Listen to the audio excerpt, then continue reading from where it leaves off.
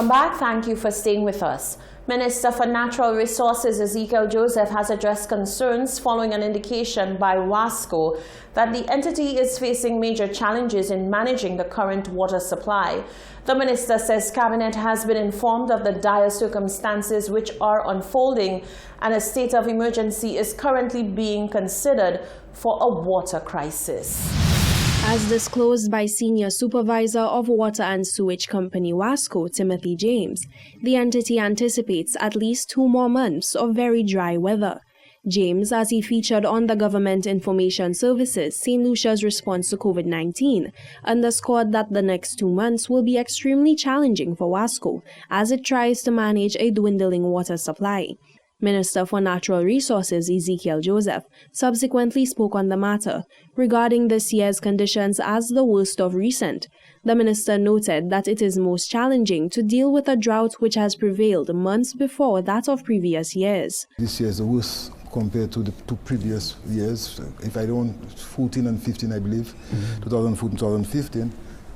If my memory serves me right, but it's this year we are realizing the level the John Compton Dam is much lower, earlier than these years. In fact, what they are saying that the previous years where we had experienced that type of situation, it is all the way down in June, July.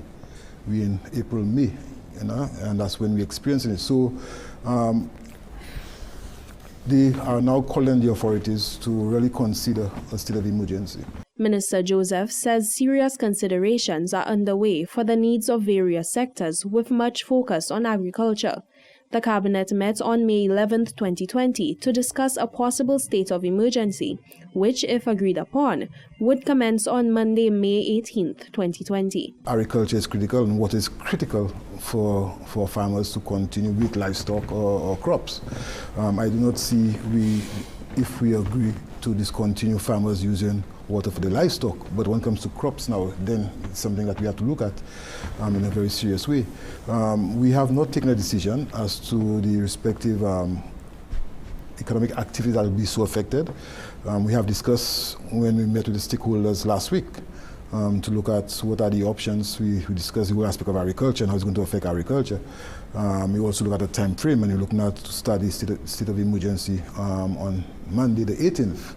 The minister says remaining mindful of the increased importance of food security in the context of COVID-19, a drought raises far more complications than in previous instances.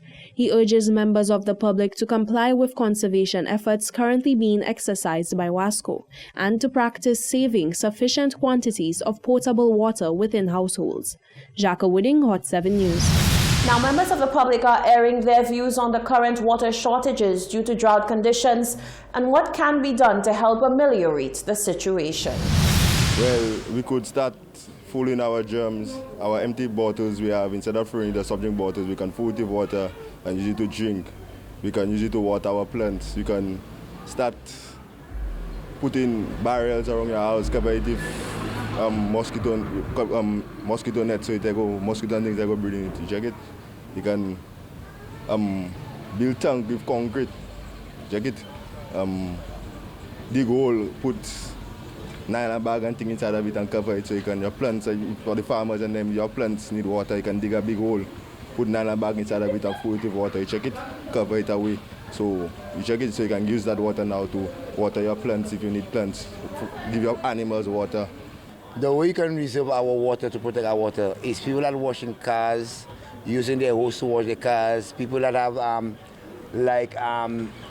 the, how do you call it again, where they have their place with the green grass, and always using hose to water it. Because right now, when I look on TV, I see the dam is very, very, very dry. The dam is very dry. First time I've seen it like that. Full all my drums, my buckets, my tank. Conserve the water, use it moderately. Where sometimes you have kids at home and they waste the water, what would you do to conserve it? I would seal my buckets very tight. Only me alone that can go in it.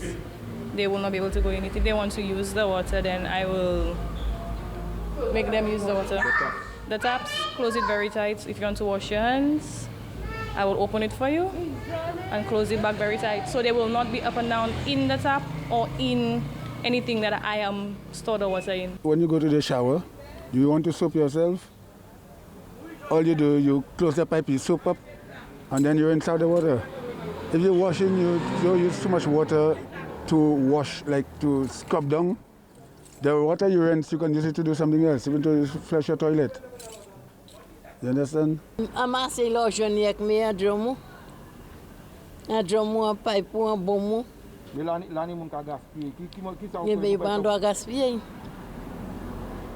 I mean, we always hear about rationing water, especially if it rains, although it hasn't been raining lately, so that might be a little difficult. But of course, we can always lessen the use of water. You know, sometimes we are quick to throw away water from whatever we do, whatever we use. Sometimes we could just reuse that water, you know, and maybe the long showers, lessen that a bit. So we have to know how to control some of these things, so in order to leave some more at home, and when there's no water for a day or two, then we're in a good position. That's probably one of the things we can do. Well, I'd advise them to full jerry cans, buckets, see if they get germ, plastic germs, full them, cover them. The National Workers Union, NWU, by letter dated the 6th of May 2020 and signed by Secretary General Johan Harewood, is seeking an audience with Minister for Labour Stephenson King. The NWU's agenda for the meeting is centered around a number of outstanding conciliatory and mediation matters, which include the Secure St. Lucia impasse, among others. The NWU hopes that the minister will give the said request his urgent attention. The government of St. Lucia, through its agency Export St. Lucia, facilitated a trade mission from the 9th to the 13th of March to Grenada and St. Vincent with some St. Lucian manufacturers and service providers. 12 companies escorted by Export St. Lucia personnel participated in the mission, during which each was matched with prospective buyers. The participating businesses were very satisfied with the preliminary results, since many of them had generated strong leads and positive feedback from their meetings.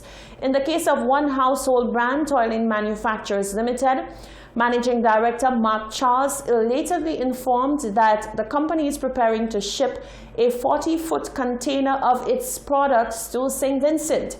Export St. Lucia CEO Sunita Daniel lauded the team and the exporters on the mission for the execution of the biggest trade mission in the agency's history.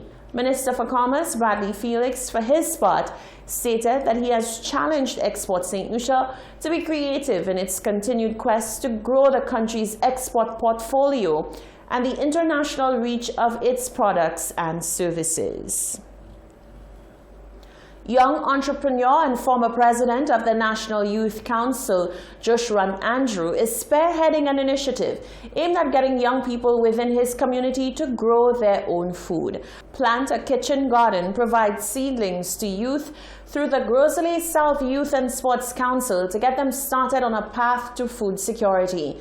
Andrew appeared as a guest on the National Television Network's program Stepping Up with host Daniela Dubois, where he gave information on the initiative. Basically, I realized that during this pandemic, it would have been an opportune time to encourage young persons to get into cultivating of crops and food for the household. And I felt that several things could be accomplished through the initiative. So for one, young persons would have something to do to help them stay at home. It could turn into a family activity where everybody can get involved. And secondly, it's an opportunity to save money on the food bill during this time. We know that COVID, the economics will not be the best moving forward, and so we encourage persons to save money in all areas possible. Andrew says the response to the initiative has been impressive. So far, we've distributed 456 seedlings throughout several young persons throughout the community. So the initiative is picking up steam, and we've seen a lot of young people coming on board and taking the opportunity to participate. And what are some of the food that is grown, like fruits and vegetables? What are the most popular ones, and what are the easiest go-to was the first choice for most people. Nice. Well, so far what I notice is a lot of people are opting to plant a lot of the seasonings, the celery, the parsley. I think everybody took tomatoes. We have persons who took lettuce as well, Chinese cabbage, cucumbers, sweet pepper. He explained that the initiative also has a heavy focus on recycling materials to help make agriculture more accessible to youth, no matter where they live. We sought to encourage persons to go the recycling route. Okay. So you use items. So as you can see today, mine, I have set it up here with pallets. So I have repurposed the pallets. And we've seen a few young people using old aluminum trays, jars, bottles, cans, tires, old containers, anything that you would have normally thrown away. Anything can be repurposed. Can be repurposed. And you can view the Stepping Up program in its entirety on the NTN YouTube page. This is the Hot 7 TV Nightly News. Stay with us. There's more coming up after the break.